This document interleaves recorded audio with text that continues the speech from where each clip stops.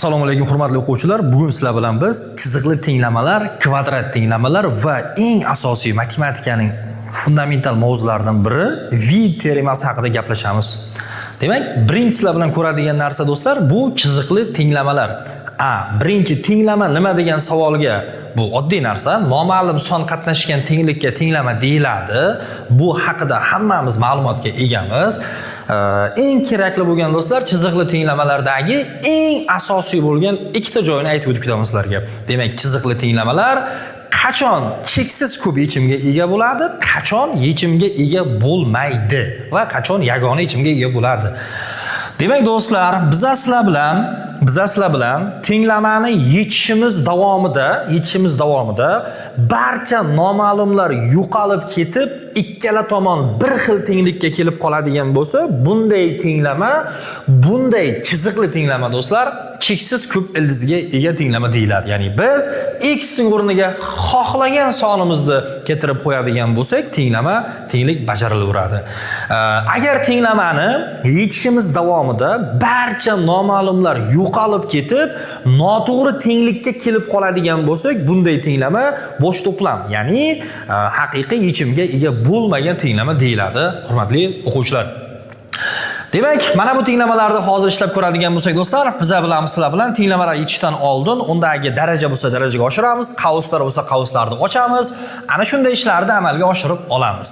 Men undagi qavslarni ochadigan bo'lsam, 3x qo'shilgan 12 ayrilgan 2 barobar 3x qo'shilgan 10.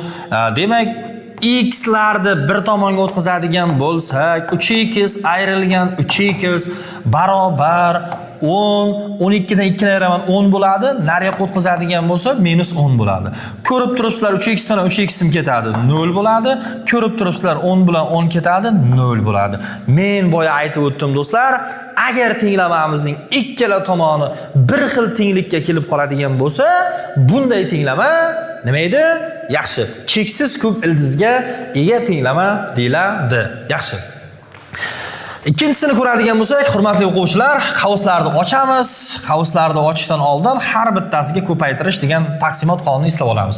Demak, 2 ni 3 ga ko'paytiradigan bo'lsak, 6x, 2 ni 3 ga ko'paytiradigan bo'lsak 6, 3 ni 2 ga ko'paytiradigan bo'lsak 6x, 3 ni 6 ga ko'paytiradigan bo'lsak 18. Ikkala tarafdagi 6x bilan 6x larim ayrilib ketadigan bo'lsa, 6 teng minus 18 degan do'stlar noto'g'ri tenglikka kelib qolamiz. Bunday holatda tenglamani biz sizlar bilan hurmatli o'quvchilar bo'sh to'plam, ya'ni yechimga ega bo'lmagan tenglama deyiladi do'stlar. Kelishdik? Va ikkinchi sizlar bilan ko'radigan do'stlar tenglamamiz bu kvadrat tenglama. Agar tenglamadagi noma'lumning eng katta darajasi 2 ga teng bo'ladigan bo'lsa, qaytaraman. Agar tenglamadagi noma'lumning eng katta darajasi 2 ga teng bo'ladigan bo'lsa, bunday tenglamaga hurmatli o'quvchilar kvadrat tenglama deyiladi. Demak, kvadrat tenglamaning umumiy ko'rinishi ax kvadrat plus bx plus c barobar 0 holatida bo'lishi kerak ekan. Qaytaraman. Kvadrat tenglamaning umumiy ko'rinishi mana shu holatda bo'lishi kerak ekan do'stlar. Mana shu kvadrat tenglamaning bizga do'stlar to'liq ko'rinishidir. Agar do'stlar mana shu kvadrat tenglamamizda c koeffitsiyentimiz 0 ga teng bo'ladigan bo'lsa, bunday tenglamaga do'stlar chala kvadrat tenglama deyilgan. Va mana bu ko'rinishdagi chala kvadrat tenglamalarni biz sizlar bilan do'stlar qanday yechar ekanmiz? Har bittasiga alohida to'xtalib o'taman, hurmatli do'stlar. Demak, birinchisi c ning qiymati c koeffitsient 0 bo'lgan paytida ko'rib turganlaringdek ax kvadrat bilan bx qoladi. To'g'rimi?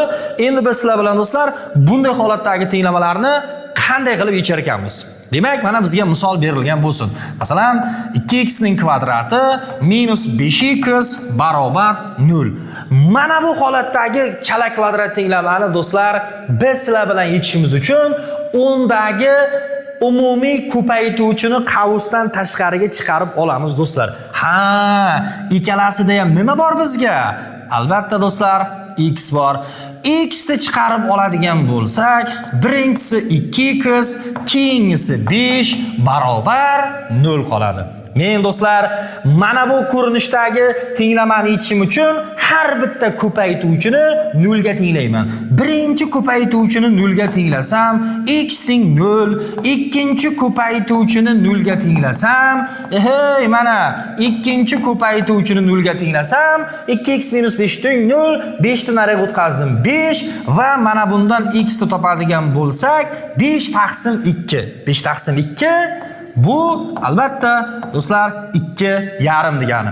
Demak, tenglamaning birinchi va ikkinchi ildizlari 0 va 2,5 ga teng bo'layotgan hurmatli o'quvchilar.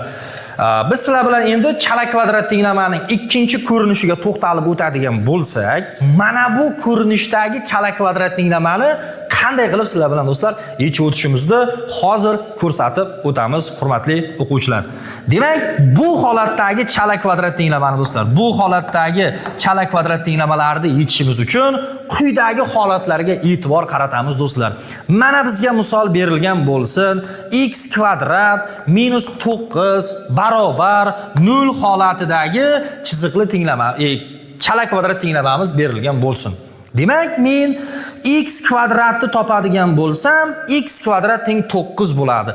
Qanday sonning kvadrati 9 degan savolga javob topadigan bo'lsak, bu plus minusdan nimaga teng bo'ladi? 3 ga teng bo'ladi. Demak do'stlar, ikkinchi holatdagi, ikkinchi ko'rinishdagi chala kvadrat tenglamalarning yana bir joyiga e'tibor qaratishimiz kerak hurmatli o'quvchilar. Yaxshilab quloq soling. Bu ikkinchi ko'rinishdagi chala kvadrat tenglamalar, ikkinchi ko'rinishdagi chala kvadrat tenglamalarga do'stlar e'tibor qaratadigan asosiy joylarimizdan biri bu nima ekan? Ana shu joyiga do'stlar diqqat bilan qarab turamiz. Men mana bu joydan x kvadratni topib oladigan bo'lsam, x kvadrat nimaga teng bo'ldi? 9 ga teng bo'ldi. Va biz sizlardan so'radik. Qanday sonning kvadrati plus minus 3 degan savolga javob topdik. Bu nima bo'ldi? Plus minus 3 bo'ldi. Demak do'stlar, ikkinchi joyiga e'tibor qilishimiz kerak bo'lgan joyi, biz sizlar bilan chala kvadrat tenglamalarni yechgunimizcha e'tibor qilishimiz kerak bo'lgan eng asosiy joylardan biri bu x kvadratni topgandagi holat hisoblanadi. Ya'ni x kvadratni do'stlar men topib oladigan bo'lsam, bu x kvadrat teng nima bo'ldi? Minus 16 bo'ldi. Qanday sonning kvadrati minus 16 ga teng? Bu do'stlar haqiqiy sonlarda bu do'stlar yechimga ega emas. Ya'ni bo'sh to'plam deyilayotgan. Qachon biz sizlar bilan do'stlar mana bu ko'rinishdagi chala kvadrat tenglamalarni yechar ekanmiz. X kvadrat bironta bir nomanfiy songa teng bo'lsa, ya'ni musbat songa, 0 yoki musbat songa teng bo'ladigan bo'lsa, ikkinchi ko'rinishdagi chala kvadrat tenglamalarni yechishimiz kerak ekan. Demak, x kvadrat teng 9 bo'ldi, x teng plus minus 3 chiqdi. X kvadrat teng minus 16 bo'ldi. Bu esa haqiqiy sonlardan yechimga ega bo'lmadi. Va do'stlar, eng asosiy holatlardan biri bu 3-holatdagi chala kvadrat tenglama. 3-holatdagi chala kvadrat tenglamada b va c koeffitsiyentlarimiz 0 ga teng bo'lishi kerak, hurmatli o'quvchilar. B ham c ham 0 bo'ladigan bo'lsa, bizning bechora kvadrat tenglamamiz mana bu ko'rinishga kelib qolishini hamma bildi. Demak, do'stlar, bu holatdagi chala kvadrat tenglamani yechishimiz uchun biz sizlar bilan nimani e'tibor qilishimiz kerak va nimalarni eslab qolishimiz kerak ekan? Demak, bu holatdagi chala kvadrat tenglamada har doim bitta yechim bo'lar ekan. Ya'ni x teng 0. Ya'ni savolda aytayapti hurmatli do'stlar, 3 ni nimaga ko'paytiradigan bo'lsak, to'g'rirog'i 3 ni nimaning kvadratiga ko'paytiradigan bo'lsak 0 chiqadi deyapti. Do'stlar, albatta sonni faqatgina 0 ga ko'paytirsak 0 chiqadi, to'g'rimi? Yaxshi. Demak, x teng nima bo'lar ekan? 0 bo'lar ekan. Demak, hurmatli o'quvchilar, endi biz sizlar bilan kvadrat tenglamaning umumiy ko'rinishi haqida to'xtalib o'tamiz. Hozir ko'rib o'tdik sizlar bilan chala holatdagi, ya'ni chala ko'rinishdagi kvadrat tenglamalar, chala kvadrat tenglamalarni ko'rib o'tdik sizlar bilan hozir. Har bittasiga alohida to'xtalib o'tdik. Videoni qayta ko'rib, eng asosiy joylari do'stlar, yaxshilab o'rganib olishni tavsiya qilamiz sizlarga. Endigi ko'radigan narsa bu kvadrat tenglamaning umumiy ko'rinishi. Ya'ni umumiy ko'rinishdagi kvadrat tenglama qanday yechiladi degan joyiga do'stlar, umumiy holatdagi kvadrat tenglamamizni biz sizlar bilan do'stlar quyidagi holatda yechamiz. Mana bu do'stlar kvadrat tenglamaning, buni ko'plar maktab paytidan biladi. Kvadrat tenglamaning ildizlarini, ya'ni birinchi va ikkinchi ildizlarini topish formulasi. Demak do'stlar, minus b plus minus ildiz ostida b kvadrat minus 4ac taqsim 2a. Formula butun umrga yodingizda qolishini xohlasangiz, har bitta kvadrat tenglamaning misolini yechganda tagidan formulani yozishni tavsiya qilamiz. Yo'q, men bilaman degan bilan yana yozishni tavsiya qilamiz do'stlar, chunki yaxshilab esimizda qolib ketishi uchun. Demak, demak mana bu ko'rinishdagi kvadrat tenglama x kvadratni oldida a turishini, x ta oldida b turishini, ozod hadi c bo'lishini barchamiz bilamiz, hurmatli o'quvchilar. Demak, mana bu holatdagi kvadrat tenglamani do'stlar formulaga tiqamiz va uni yechamiz. Ketdik, mana boshlandi. Demak, minus b. Demak, bizga b ning o'rnida minus 3 kelyapti. Minus 3. Minus 3 ni minus b ga bersam bu 3 bo'ladi. Yaxshi, plus minusdan ildiz ostida nimaning kvadrati? B ning kvadrati. B nima? Minus 3. Minus 3 ning kvadrati nechi? 9. Ayrilgan 4 ko'paytirilgan a 1 ga teng. Yozishimizda hojati yo'q. Chunki har qanday sonni 1 ga ko'paytirsak, yana o'z holatiga qaytib kelaveradi. Demak, c qiymat nimaga teng? C qiymat 2 ga teng. Demak do'stlar, diqqat bilan qaraymiz. 2 ko'paytirilgan a ning qiymati 1 bo'lganligi uchun uni yozib o'tirmaymiz sizlar bilan do'stlar. Demak, bunday hisob-kitobni hozir amalga oshirishni boshlaymiz sizlar bilan. 3 plus minusdan 4 2 ga ko'paytiramiz, 8 bo'ladi. 9 dan 8 olsak necha bo'ladi? 1 bo'ladi. Ildiz ostida 1 dan nima chiqadi? Mana 1 chiqadi. Mana mahrajlar necha ekan? 2 ning o'zi ekan do'stlar. Demak, o'rtadagi plus minus ishorasi degani bu yerda ikkita amal borligidan dalolat beradi do'stlar. Men birinchi ildizni topishim uchun 3 ga qo'shaman 1 ni bo'lamiz 2 ga.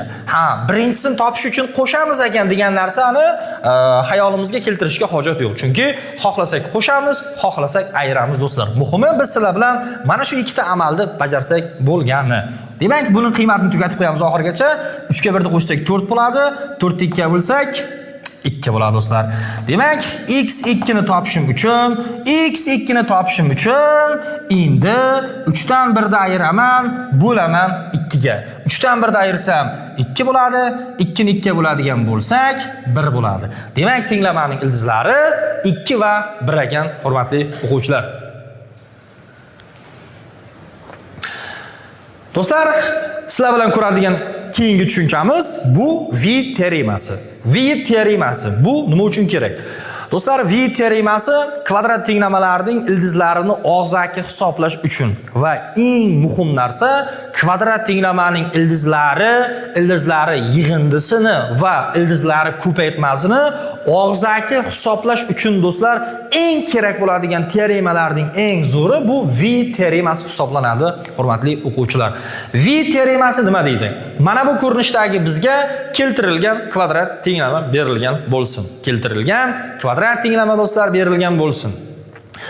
Mana shu holatdagi kvadrat tenglamaning do'stlar, mana shu holatdagi kvadrat tenglamaning ildizlari yig'indisini x1 ga x2 ni qo'shganim, ildizlar yig'indisini har doim x ning oldidagi sonning qarama-qarshisiga teng deyman. Yaxshilab eshitamiz. Ildizlar yig'indisi x ning oldidagi sonning qarama-qarshisiga teng ekan. Do'stlar, ildizlar ko'paytmasi esa uning ozod hadiga teng bo'ladigan, hurmatli o'quvchilar.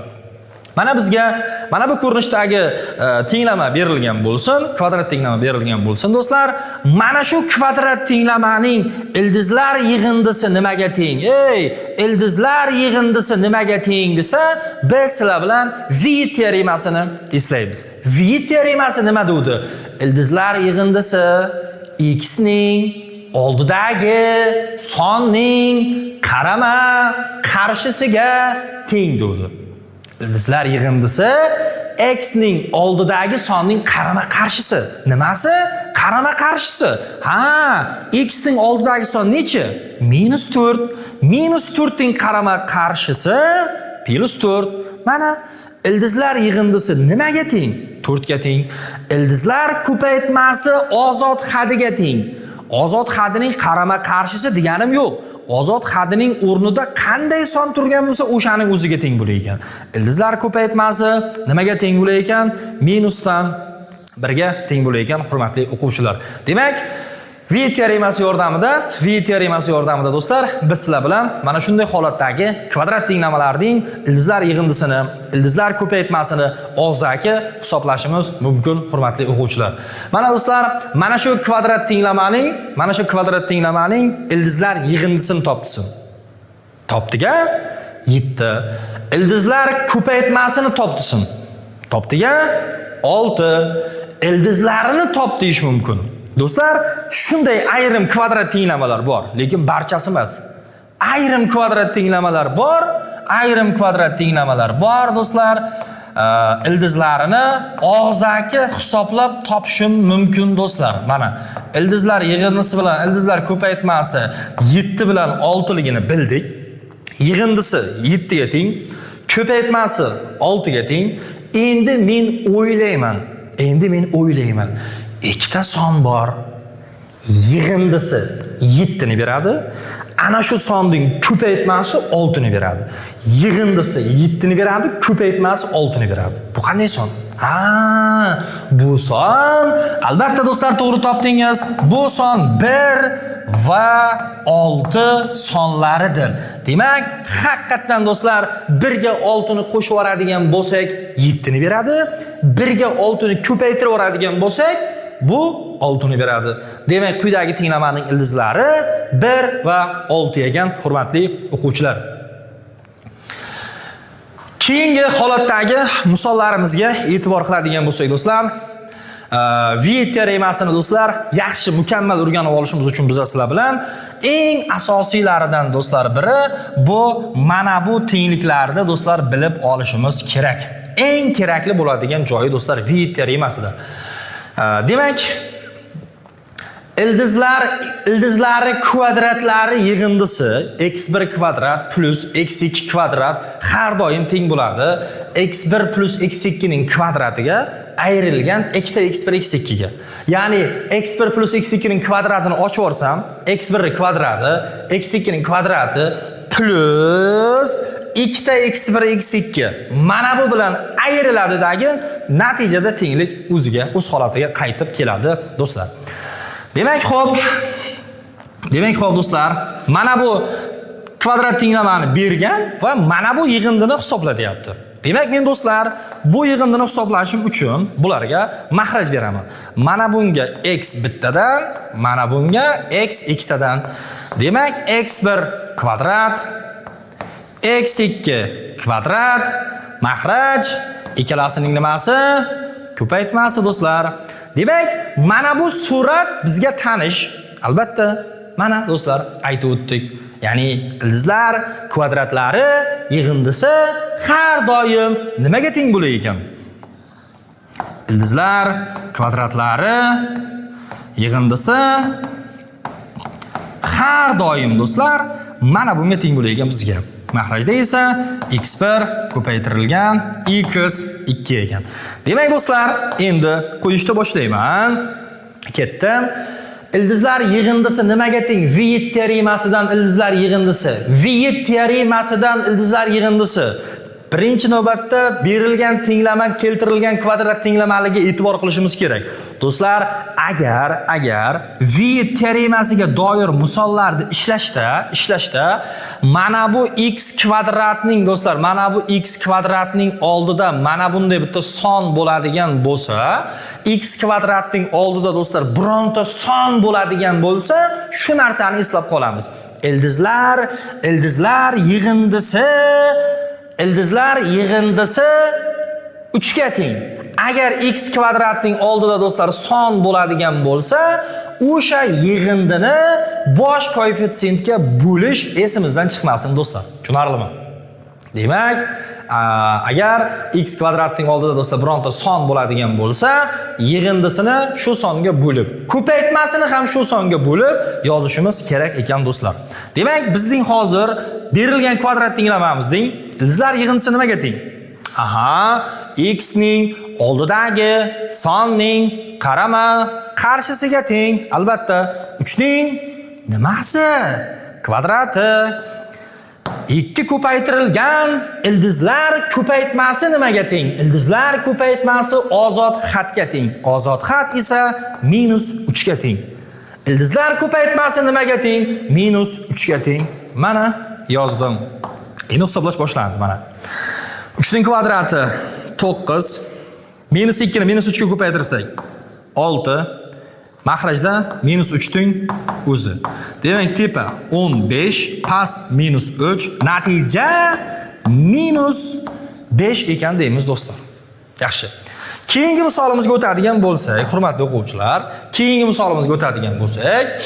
mana bu ko'rinishdagi kvadrat tenglamani bizga bergan va mana bu x1 kub x2 plus x1 x2 ning kubining qiymatini so'rayapti do'stlar bizdan. Demak, bu narsani qanday keltirib olishimiz mumkin? Albatta, barchamizning xayolimizga kelishi kerak bo'lgan birinchi narsa bu albatta umumiy ko'paytuvchi. Umumiy ko'paytuvchini qavsdan tashqariga chiqarib olamiz do'stlar. Albatta, umumiy ko'paytuvchi bu x1 bilan x2 ning ko'paytmasidir. Ikkalasi ham menga berishi kerak bo'lgan ko'paytma bu x1 x2 ning ko'paytmasidir. Birinchisida nima qoladi? Albatta, birinchisida x1 ning kvadrati qoladi. Ikkinchisida nima qoladi? Ikkinchisida x2 ning kvadrati qoladi. Do'stlar, qavsning ichiga e'tibor qilayotgan bo'lsak, qavsning ichi yana bizga boyagi tenglikka kelib qoldi. Ya'ni mana bu tenglikka. Demak, ildizlari kvadratlari yig'indisi nimaga teng desa, mana x1 plus x2 ning kvadrati ayrilgan 2x1 x2. Demak, do'stlar, o'rniga qo'yishni boshladim o'rniga qo'yishni. Boshladim do'stlar. Demak, ikkalasining o'rniga qo'yishim kerak bo'lgan tengliklar bu x1 plus x2 ning kvadrati, ikkita x1 ko'paytirilgan x nima ekan? 2 ekan. Do'stlar, xo'p, yaxshi. Ildizlar ko'paytmasi nimaga teng? Ildizlar ko'paytmasi albatta -1 ga teng. Ko'paytirilgan. Ildizlar yig'indisi -2 ga teng. Ya'ni x ning oldidagining qarama qarshisi -2 ning kvadrati necha bo'ladi? 4 bo'ladi. Ayrilgan 2 ni ko'paytiramiz nimaga? -1 ga. -2 ni -1 ga ko'paytirsam 3 mi? Demak, yaxshi. -1 ko'paytirilgan 7. Javobimiz -7 ekan deymiz, hurmatli o'quvchilar.